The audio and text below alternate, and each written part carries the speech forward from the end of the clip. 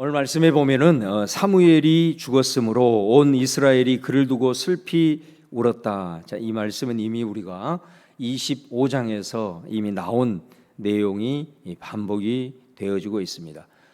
그런데 이 말씀을 하고 나서 25장에 없었던 내용 하나가 추가가 되고 있습니다. 그건 뭐냐면 사무엘이 죽고 나서 사울이 했던 행적 하나가 추가가 되고 있는데, 그것은 뭐냐면 사울이 사무엘이 죽고 나서 신접한 자와 박수를 그 땅에서 쫓아내었다. 사울이 계속해서 부정적인 그런 모습만 있었는데, 오늘은 특이하게도 사울이 행한 일 중에 아주 긍정적인 부분들이 보도가 되고 있는 것을 볼 수 있습니다. 그 땅에 무당들을 다 척결했다라는 기록이 나와 있음을 이제 보게 됩니다. 그런데 이 말씀을 이렇게 보면서 28장을 이렇게 쭉 읽어보면 왜 이 말씀을 추가했는지, 왜 성경은 이 말씀을 기록하고 있는지 그 의미들을 우리가 알 수가 있습니다. 자, 어찌하든 이 이후에 이제 블레셋 사람들이 다시 이스라엘을 차지하기 위해서 이제 전쟁을 일으키기 위해서 수넴이라는 곳에 진을 치게 되고, 이제 사울은 온 이스라엘 사람들을 모아서 길보아라는 곳에 진을 쳤습니다. 사실은 여러분, 이 전쟁이 사울에게는 마지막 전쟁입니다. 길보아에서 사울은 결국 죽기 때문에 그렇습니다. 그러니까 오늘 이 말씀은 사울이 죽기 전에 어떻게 보면 마지막 행적이고, 그가 지금까지 이제 하나님 앞에 신앙생활을 했던 그의 신앙의 결론을 오늘 잘 보여주는 말씀이라고 할 수가 있겠습니다. 블레셋 사람들의 군대로 사울이 크게 두려워했다. 그의 마음이 크게 떨렸다 그랬습니다. 어떤 모습으로든 이 상황을 결국 이제 극복하지 못하고 이 블레셋이 쳐들어옴으로 인해서 그 속에 이제 자기의 운명이 다 했는 것을 직감을 했는지는 모르겠으나, 어찌하든 도저히 그의 불안한 마음을 이길 수가 없었습니다. 아무리 그가 권력을 가지고 있고 천하를 움직이는 왕이었다 할지라도 이 속에 내재되어 있는 이 두려움의 감정은 그는 결코 극복할 수 없었던 것을 보게 됩니다. 그 두려움이 얼마나 컸는지, 자기 스스로는 하나님을 떠나고 하나님을 대적하고 또 하나님께 순종하지 않고 끝까지 자기를 의지하면서 자기 생각에 옳은 대로 행했던 사울이었지만은, 이제 도저히 그 두려움에 단 한순간도 살 수 없고, 오늘 마지막 끝부분에 보면은 음식 맛도 다 떨어지고 이제는 어찌할 바를 모르는 상황에서 그가 마지막으로 붙들 수 있는 것은 뭐였냐면 하나님이었습니다. 참 인간이라는 게 그렇죠. 그토록 완악하고 강팍하고 그렇게 수많은 기회를 주었음에도 불구하고 하나님께 돌이키고 엎드리고 주님을 의지하지 않고 그렇게 대적하면서 나오더니 이제 이 시점에서 하나님을 찾습니다. 그런데 오늘 말씀은 참 너무나도 안타까운 기록을 보여주고 있습니다. 사울이 여호와께 묻자오되 여호와께서 꿈으로도 우림으로도 선지자로도 그에게 대답하지 아니하셨다. 하나님이 침묵하시는 것을 보게 됩니다. 여러분, 성경에서 하나님의 가장 큰 심판이 뭡니까? 바로 그건 하나님이 침묵하시는 겁니다. 하나님이 우리가 잘못된 길을 걸어가고 강팍하고 완악할 때 하나님이 채찍을 들어 우리를 때리는 것은 정말로 그건 은혜입니다. 하나님께서 우리를 사랑하시는 증거고 우리를 포기하지 아니하시고 우리를 끝까지 인도하시는 것이지만은, 하나님이 침묵한다, 그것은 곧 하나님의 심판임을 우리가 알게 됩니다. 사울이 그랬단 말이에요. 어떤 방법으로도 하나님을 찾으려고 했지만은 하나님이 그에게 대답하지 아니하셨다. 여러분, 꿈으로도 나타나지 아니하고 우림으로도 나타나지 아니하고, 우림이라고 하는 것은 그가 뿌린 씨앗의 결과입니다. 왜냐하면 그가 다윗의 일로 노베에 있는 제사장 85명을 학살을 해버렸잖아요. 제사장이 왕에게 있어서, 사람들에게 있어서 얼마나 중요한 역할을 했는지를 다시 한번 보여줍니다. 하나님의 음성을 듣지 못할 때에 왕들은 제사장에게 와서 우림과 둠밈으로, 그 제사장이 입고 있는 그 에봇 속에 우림과 둠밈을 통해서 하나님의 뜻이 어디가 있는지를 분별했습니다. 그런데 그가 그 제사장들을 다 학살을 해버렸죠. 그리고 유일하게 남은 아비아달이 결국은 다윗에게 가는 것을 볼 수 있습니다. 그 얘기는 하나님의 뜻을 마지막으로 분별할 수 있는 최후의 보루마저도 이제 없는, 그래서 제사장을 통해서도 하나님의 뜻이 무엇인지도 깨닫지 못하게 된. 그리고 선지자들도 이제 다 다윗에게로 가는 거예요. 그래서 그 얘기는 예언적인 메시지를 던질 수 있는, 하나님의 말씀을 대언하여서 당신 이렇게 가면 안 됩니다, 하나님의 말씀으로 그를 깨우치고 그의 심령을 움직일 수 있는 그런 사람도 주변에 한 사람도 남지 않게 된 거예요. 자기 스스로도 하나님 앞에 설 수 없고 하나님의 음성도 분별할 수 없는 이런 상황 속 주변에 자기에게 하나님의 말씀을 해줄 수 있는 그런 모든 수단도 결국은 다 끊어짐으로 말미암아 하나님의 침묵이 그에게, 하나님의 말씀을 들려줘도 그는 들을 수 있는 통로도 이제 없어졌던 것을 우리가 보게 되는 것입니다. 자, 이런 상황에서 사울이 무엇을 선택을 하는가? 신접한 여인을 찾아라, 무당을 찾으라는 것입니다. 이런 방법을 통해서든 아무튼 이 상황을 내가 반드시 극복을 하고 어떻게 해야 될지를 알아야 되겠다라고 하는 거죠. 그러니까 이 사람이 무당을 찾으려고 하는 것이 뭐냐면은 그를 기름 부었던 사무엘을 찾으려고 하는 거예요. 하나님을 찾을 때 하나님이 침묵을 하자 하나님을 찾으려고 한 게 아니고 사무엘을, 죽은 사무엘을 찾아서 접신하려고 하는 것입니다. 다시 말하면 얼마나 그 인생이 딱합니까?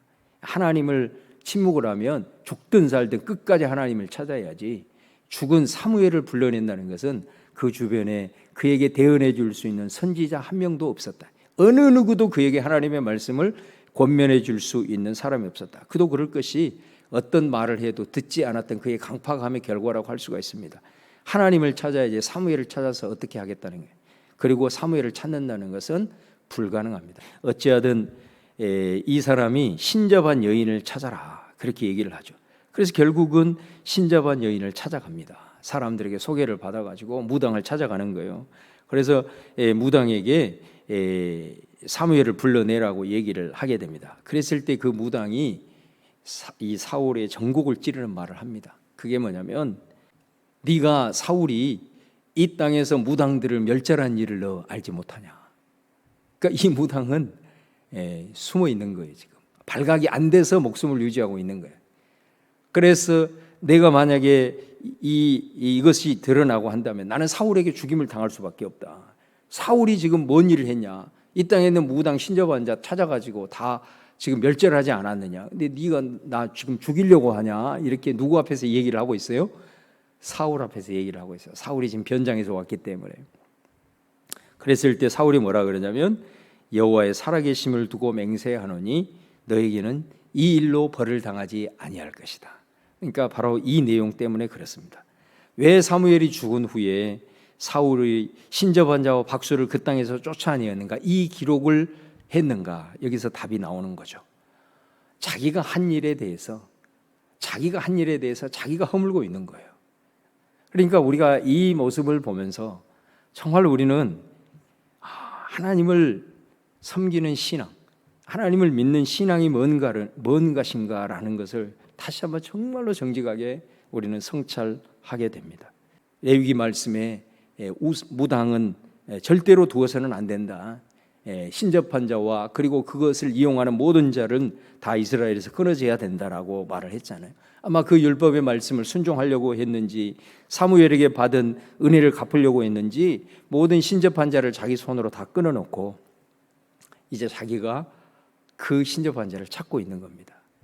사울을 통해서 정말 하나님을 믿는 하나님 앞에서의 우리의 신앙의 모습이 어떠해야 하는가를 우리가 잘 보여주는 겁니다. 그리고 오늘 보십시오. 10절에 그 신접한 자가 나는 할 수 없습니다.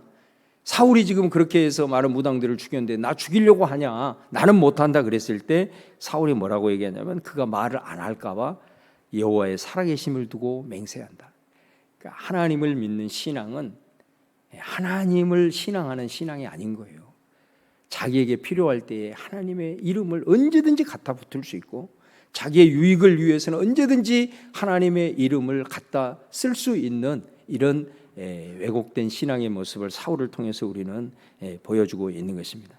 신앙이라고 하는 것은 우리가 예수를 처음 믿었을 때는 어찌 보면 이런 마치 우리가 사람들이 우상을 섬기는 것은 그 우상을 진짜 섬기기 위해서 섬기는 게 아니잖아요.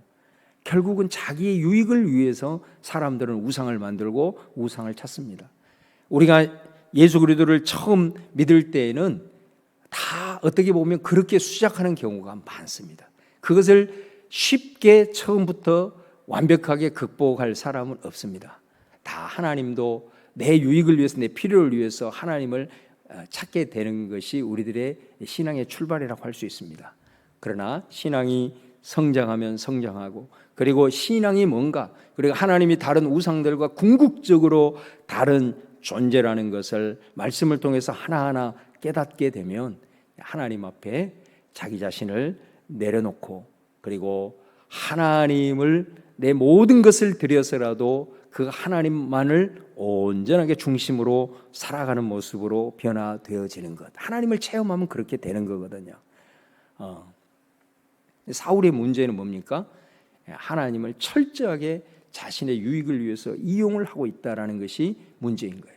그러니까 여러분, 우리와 적용하는 것은 좀 그렇습니다만은, 그럼에도 불구하고 정말로 사울에게 있어서 사무엘이 가장 그에게 말했던 것들이 뭡니까? 네가 하나님을 섬기고 하나님을 신앙한다고 하지만은 네 속에 있는 그 완악함, 네 속에 있는 그 강팍함, 어떤 하나님의 음성이 들려도 네 자신 스스로를 포기하지 못하고 굳어져 있는 너의 모습은 사신 우상에게 절하는 죄와 같다고 이미 하나님이 사실은 사울에게 얘기를 했거든요. 그러니까 사실은 이 모습도 하나님의 음성이 그에게 들려도 그는 사실 하나님의 음성을 들을 수가 없는 거예요. 왜냐하면 이미 그는 굳어져 있는 사람이기 때문에 그런 것입니다. 그래서 그의 모든 것은 이제는 굳어져 있는 이 모습 속에서 어떤 말이 들려와도, 어떤 상황이 와도 그는 전혀 단 하나도 한 걸음도 변화할 수 없는 완전히 굳어져 버린 이 모습, 그 속에서 무슨 신앙의 행위가 나오고 그 속에서 하나님을 섬기고자 하는, 하나님을 경외하고자 하는 마음이 나오겠느냐라는 것입니다. 자기 필요에 따라서 하나님의 살아계심을 두고 맹세한다는 이런 마음이 나오고, 자기가 하나님을 위해서 뭔가를 하려고 했지만은 자기가 행한 그 일들을 다시 자기가 뒤집어 엎고, 하나님을 찾아야 될 때 하나님을 찾는 것이 아니라 여전히 죽은 사람을 찾고 있는 이런 사울의 모습을 우리가 바라보면서 정말로 우리가 하나님을 믿고 오랫동안 주님을 섬기면서 나온 이 모습들이 절대로 하나님 앞에서 우리가 굳어져서는 안 된다. 정말로 우리가 이 사울의 모습을 보면서 다시 한번 다윗과 비교를 해봤을 때, 다윗도 여러분 얼마나 실수가 많았습니까? 그럼에도 불구하고 희한하게도 하나님은 다윗을 자기 마음에 합한 사람이라고 얘기를 했단 말이에요. 왜 그랬을까? 왜 그랬을까? 사울과 다윗을 비교를 해보면 여러 가지를 비교할 수 있지만 오늘 이 말씀과 관련해서 저는 두 가지를 보는 거예요. 다윗은 아무리 자신이 무기력하고 때로는 연약하고 하나님 앞에 무너졌어도, 그리고 하나님이 그를 들어서 막 연단을 가하게 시켜도 그는 끝까지 하나님을 붙들었어요. 절대로 사람 의지하지 않았어요. 하나님을 끝까지, 하나님의 나를 버리는 것 같은 그 광야의 여정 속에서도 그는 하나님을 버리지 않았어요. 그 하나님만을 붙들었다라고 하는 이 모습이 하나고, 그 다음에 다윗은 눈물이 많은 사람이었습니다. 다윗은 눈물이 많은 사람이었습니다. 눈물이 많다는 것은 뭐예요? 그 마음이 초심을 유지하고 있다는 거거든요. 신앙의 유연성이 있다는 거거든요. 굳어져 있지 않다라는 것이. 사람이 굳어지게 되면 하나님 앞에 나아가도, 여러분, 저와 여러분이 신앙생활 10년하고 20년 하고 이 특별 새벽기도를 찾으면서 정말로 바라는 것은, 우리가 사울의 모습이 우리 안에 다 있을 수 있고요, 다윗도 여전히 사울의 모습 완벽하게 극복할 수 있겠습니까? 그러나 다윗의 모습 중에 하나는 뭐냐면 끝까지 하나님 앞에 순결하려고 애를 썼다니. 눈물이 있었어요. 잘못을 했을 때 밤을 새면서 침상을 적실 수 있는 순수함이 그 안에 있었던 것을 보게 돼. 그게 차이점이에요. 그가 무슨 더 많은 실수를 했냐 적게 했냐 이것이 아니라 그에게는 이런 모습이 있었더니. 그러나 사울은 너무나도 완악했어요. 강팍했어요. 그렇기 때문에 하나님의 수많은 음성을 들을 수 없고 오직 그에게는 그 속에 굳어져 있는 자신을 의지하는 자신의 내면의 소리만 남게 되는. 그래서 결국은 그 결과적으로 이 사울이 마지막 파멸에 이르는 것을 우리가 오늘 말씀을 통해서 우리가 보게 됩니다. 저와 여러분 가운데 제가 마지막으로 도전하는 것은 우리 안에 정말로 굳어지지 않고 우리 안에 정말로 기경되어지는 마음들을 우리 성도님들 유지할 수 있기를 바랍니다. 사실 예전에는 우리가 그런 얼마나 많이 예배를 드렸어요. 그리고 예배를 많이 드렸거든요. 그러니까 왜 사실은 그때는 그렇게 예배를 드릴 수밖에 없었냐면 예전에는 우리 스스로가 하나님의 말씀을 접하고 이런 부분들이 많이 부족했어요. 우리 옛날 어르신들을 보면 글도 제대로 알지 못했고, 그리고 무슨 하나님의 말씀을 접하고 묵상하고 이런 기회들이 많이 없었기 때문에 오직 하나님께 가까이 나가고 그분의 음성을 들을 수 있는 것은 예배밖에 없었어요. 그 예배를 통해서 훈련을 받은 죄종들이 말씀을 들려주고 그것이 아니면 사실은 통로가 없었어요. 그렇기 때문에 그 갈망을 가지고 막 예배를 많이 참여하고 그렇게 예배를 사모하고 드렸던 것을 보게 됩니다. 그러나 여러분 지금은 그렇지 않잖아요. 여러분들 속에 하나님의 말씀을 스스로 읽을 수 있고 묵상할 수 있고 언제 어디서든지 하나님의 뜻을 분별할 수 있는 기회들이 우리 안에 많이 널려 있잖아요. 이런 기회가 우리에게는 정말로 큰 축복이에요. 이 축복을 통해서 평소에 우리가 하나님과 더 깊은 교통함을 가질 수 있도록 늘 우리가 그 은혜를 받아 누릴 수 있어야 돼요. 우리 가운데 정말로 하나님과 이 평소의 교통함이 식어져 버리면은 우리 스스로도 언제든지 하나님이 원치 않는 이 악한 모습들이 내 안에 순간순간 올라오는 것을 우리는 이길 수 없어요. 이 사울이 신접한 자를 자기 손으로 내쫓아놓고 안 되니까 이 악한 모습을 자기가 뒤집어 엎잖아요. 우리도 언제든지 이런 내 속에 있는 악한 본성들이 언제든지 일어나올 수 있어요. 중요한 것은 뭐냐면 하나님의 말씀, 그분의 음성을 듣는 법을 훈련하고 그 말씀이 내 삶을 인도해 가기까지 힘들고 어려워도 하나님과 교통하는 법을 끊임없이 우리가 나가야 돼요. 그러지 아니하면 우리의 삶 속에서 어느 순간에는 약한 것들이 와서 우리를 이렇게 무너뜨리게 되는 것을 볼 수 있습니다. 아무도 장담할 수 없습니다.